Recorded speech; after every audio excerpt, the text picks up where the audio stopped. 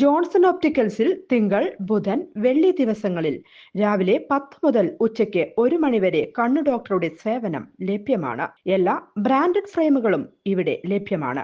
Driving ലൈസൻസിനുള്ള സർട്ടിഫിക്കറ്റുകൾ കൂടാതെ ഡോക്ടർമാർ നിർദ്ദേശിക്കുന്ന എല്ലാത്തരം കണ്ണടകളും ജോൺസൺ ഒപ്റ്റിക്കൽസിൽ നിന്നും ലഭിക്കുന്നു.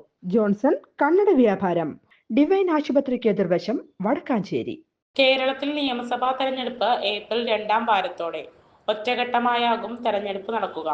കേരളമടക്കം 5 സംസ്ഥാനങ്ങളിലേക്കാണ് തെരഞ്ഞെടുപ്പ് നടത്താനുള്ളത്.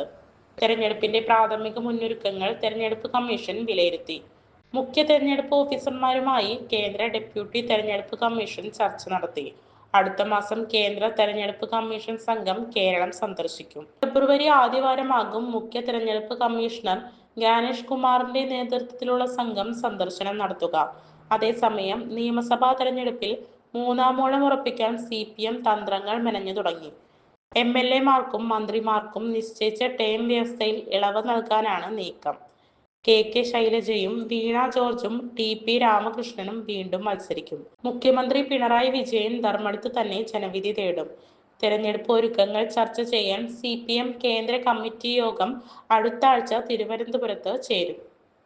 കൂടുതൽ വാർത്തകൾക്ക് ഞങ്ങളുടെ ചാനൽ സബ്സ്ക്രൈബ് ചെയ്യുക. ഫേസ്ബുക്ക് ഫോളോ അപ്പ് ചെയ്യുക.